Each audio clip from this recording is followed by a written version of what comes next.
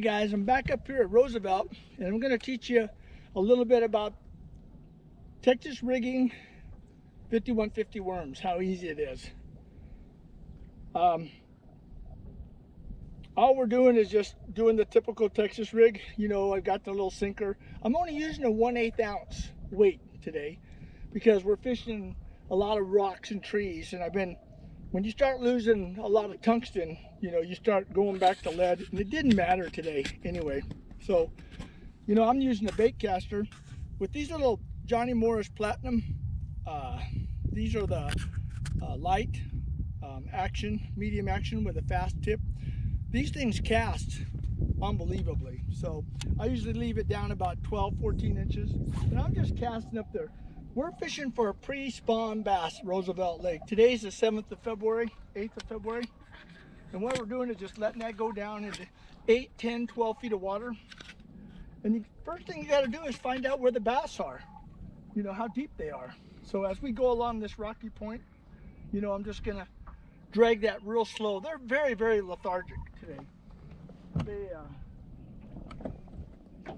So let me just turn the boat like this a minute. So we're just gonna bounce this along the bottom, and you won't feel the bite hardly at all, you know. So what I do is I throw it out, let it hit the bottom in 8, 10 feet of water, click my reel, and get ready, because sometimes they hit it on the way down, usually about 90% of the time. So I'm just gonna lift this up just a tiny bit, and I'm just letting the wind blow me down this rocky bank. So I'm just gonna bounce this along the rocks. And don't be afraid if you go through a tree, because when you go through a tree, you can kind of shake it and then it'll come off. It'll come off, and then usually that's when I drop my worm and the bass hits it. So we're just gonna let this go down.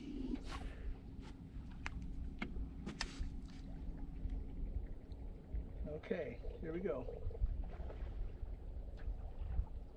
I'm gonna watch my depth so that I'm at least 12 to 15 feet. So I'm gonna pull out, because I came up with this a little bit. It's like comes out here. It was deeper back there, but I'm just gonna come up a little bit more.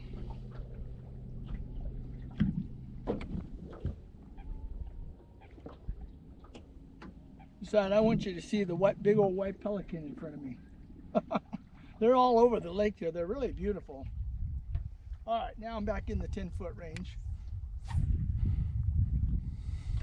I could throw it up in about 8, but I do need to get out a little bit deeper. So while I'm just pulling that out, I'm gonna just head out a little bit deeper. A little bit, just dragging it along. Hit a bush. Now, when I hit a bush, I let it go back down. So, all right, here we go. We're just gonna drag that along.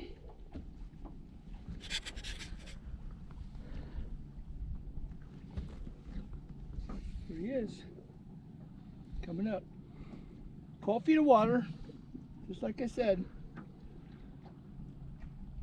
I could reel a little bit faster, but come on, baby. I've only got 10-pound fluorocarbon on here, and I already busted one off doing this, so I'm just gonna lift them in. But you can see that these are quality fish. And then everybody always asks me, what worm are you using? You know, this is my favorite. I have 2 favorites. This is the green pumpkin candy with a curly tail. And I have a watermelon candy now, watermelon purple candy, and I've caught a few on that today. But anyway, they're just biting on this. These are just really, really nice fish. We weighed about 3 of these. They're probably about, and their crushers are starting to get a little bit red inside, so they're probably moving up to eat a few crawdads too. So we're gonna throw him in, rig this back up Texas. Now I'm just barely putting that into the plastic and really hiding it. Remember to keep your worms straight, all right? That's a secret. So I just saw a bunch of fish under the boat right there. I'm in 14, 15 feet. Let me see if I can hook one of these. Sometimes I can get those fish. If you see me when I see them on the graph, I always drop on them when I see them.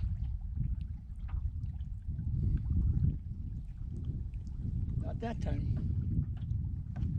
Okay. Boy, there's a bunch of fish here. So let me pull back out.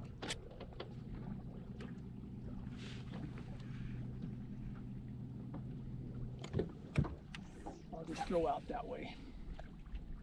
And just work that back up. My gosh, there's a lot of fish here. Holy mackerel. Oh, what a beautiful day today. Wasn't too beautiful when we started out at 25 degrees, but it's gotten really, really nice up here today. If the wind's not blowing, it's really perfect out here.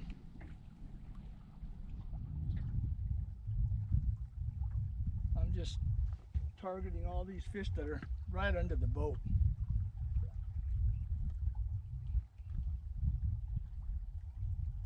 You know, as I go over those rocks, sometimes I'll pop it, and then that way, sometimes they'll hit it after I pop it a little bit.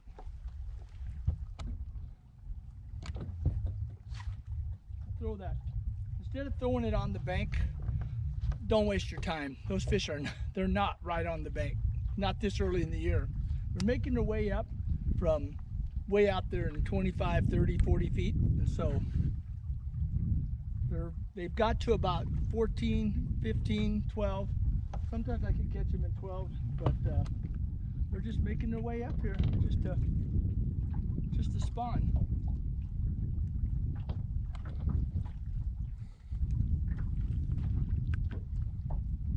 Okay.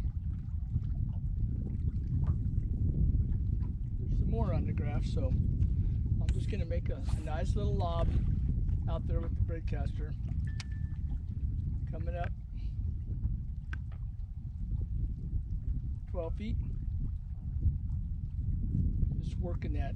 People always ask me, why are you using such a light sinker? Well, after you lose these tungsten at 250, 260 a piece, you know, you kind of get a little bit smarter, you know, if you don't have the money to pay for that many. Because this is just a magnet for losing baits and hooks and stuff. But if you go real light, like 1/8 ounce, you'd be surprised you don't even get stuck. Every once in a while I'll get stuck, but most of the time I don't. Alright, what I'm going to do is throw out in front in the depth that I'm seeing the fish. So I'm seeing them in 10, 12 feet of water.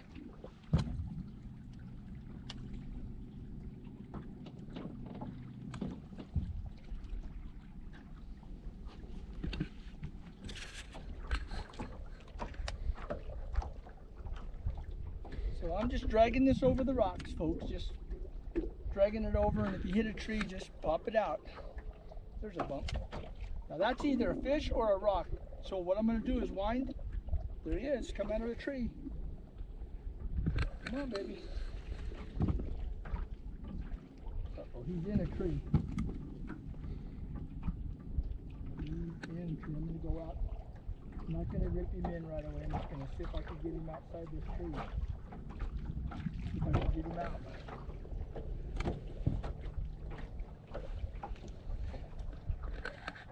Let's come. Green gold. That's what we call these things. Green gold. Here he comes.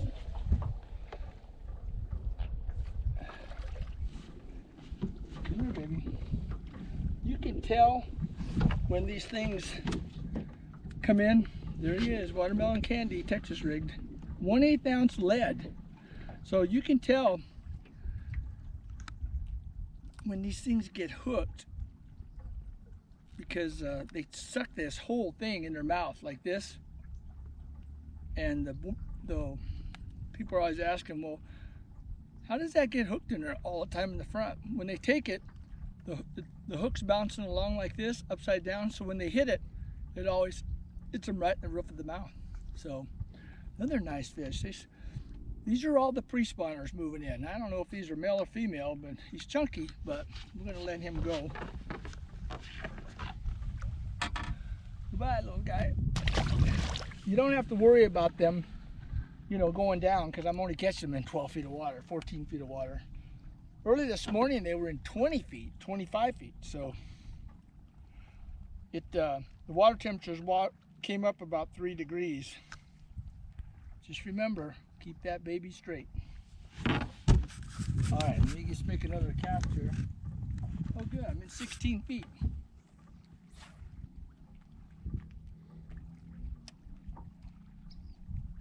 Just let that thing go down. I'm not using a heavy weight because I don't have to let it go down way out in the middle of the lake. I'm only letting it go down in 10, 12 feet of water.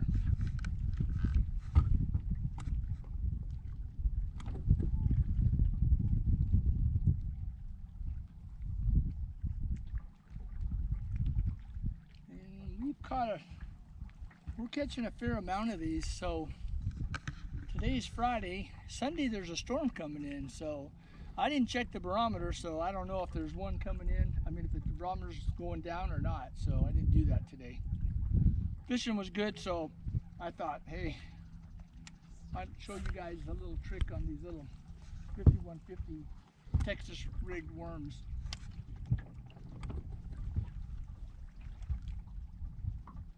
I haven't tried flipping any of these in the trees, so that probably would be the next step to do.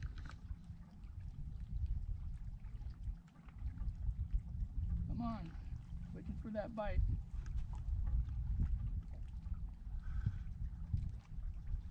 Getting out right to that 12, 13 feet, right where they're at.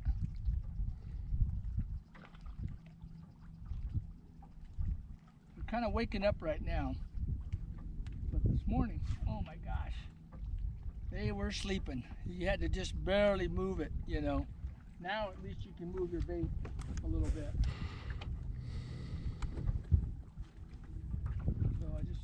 And I'm still moving it pretty slow. You know, I'm just kind of lifting my rod and just drag it a little bit. Every once in a while, I'll just give it a little twitch like that. Oop, there's a bite. Got it. There he is. Whoa! Come on, baby. Woo! Boy, this is fun, folks. Whoa, look at this one. Now these are nice fish to have come up and have fun with, you know. That's how easy it is to catch these, you know. But you gotta have the right bait. I tried a bunch of other baits this morning. I tried my little Bartlett Lake bait with the chartreuse tail, the zoom. I couldn't catch a fish. I put this one on, and then we'll let that one go and I'll talk a minute. This is the best color I have. There's another color that's really good that I've been catching fish on up here, and I know it's new to. It's not new to a bunch of folks, but it's new to me. So, tell you what, let me show you another one too while I'm in the bag.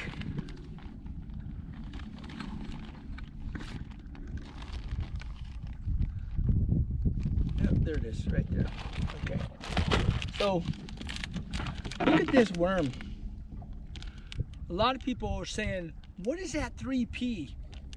Well, don't worry, because I didn't know what it was either. So I had to ask David and Travis and Eric. Those are the three guys that invented these. That's 3 purples in one. But that is a really, really pretty. Now, I caught some real early on that one this morning. And Brian did too. Brian's filming for me right now. So I'm lucky to have a friend that could come up and fill in. And we took a couple days off just to come up and fish and stuff. Here's another one that is the #1 selling bait in the 5150s, and it's the PB&J. Oxblood on the bottom, purple on the top. So those 2 baits are hot right now. Of course, my little bait here is great, you know. I'm gonna make a couple more casts, and then whoops, came in hot. So always remember where you see fish. You know, the one thing when people are passing us up on the bank, the one thing that the guys just don't remember is when you see fish in 12 feet of water, 14 feet of water, 16 feet of water, don't be casting up in 2 feet of water, you know. That's the fish aren't up there. They're in. When you see them on your graph in 12 feet, cast straight ahead of the boat, you know. Play their game, you know.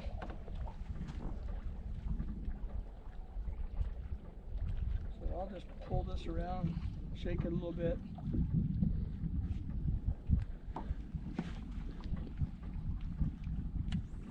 One more cast out in 12 feet of water, straight in front of the boat. And you can see fish out in 14, 16 feet too, so don't be afraid to pull out a little deeper too. You want to cast up towards the shore, you know, you could do it if you have a buddy in the back of the boat. We just do just working this in, just bouncing on the bottom, nice and slow. Just bouncing it over those rocks. If it gets in front of one, he's going to see it. He can't refuse it. We did this this morning all the way from Windy Hill up here up to the Salt River. Let me make one more cast. Out in 14 feet of water. Okay.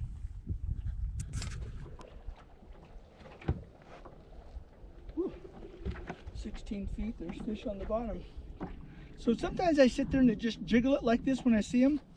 And he takes it, I set the hook. Oh no, another tree. Oh no. Okay.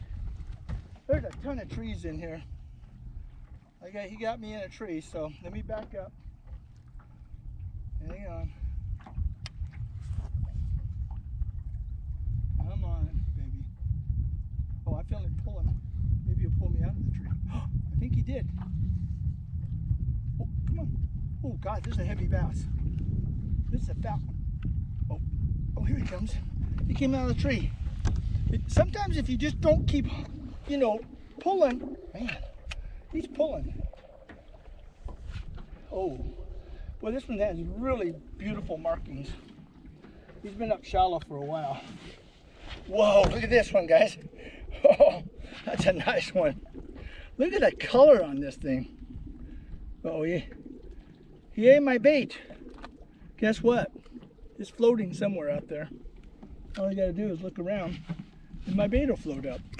One good thing about these 5150s, if you break them off, they float. It's not just the scent. It's a high grade plastic that floats, and all you gotta do when I get it is just bite off the end, get a little garlic in my mouth, and wham bam. Look at that color on this thing. Can you see that? Isn't that pretty? That is one pretty fish. Man, that's nice. Hey, thanks. I'm just gonna, I took up a little bit of your time just to show you some of the stuff I do to catch these fish. I'll work on some other stuff today. But again, I really want to thank you. Go down, there he goes. I just want to really thank you for watching my videos. I get a lot of good responses from you guys in the mornings and stuff. Thank you very much. I appreciate you as much as you appreciate me, and I hope you're learning some stuff. A lot of you write in and say you are. I don't ever get any negative stuff. But if you haven't subscribed, would you please subscribe to my channel? It doesn't take but less than a minute. Just hit the subscribe button, and I think you just put in your email or your information. It's not much. So with that, thanks again for watching Fishing with Gary.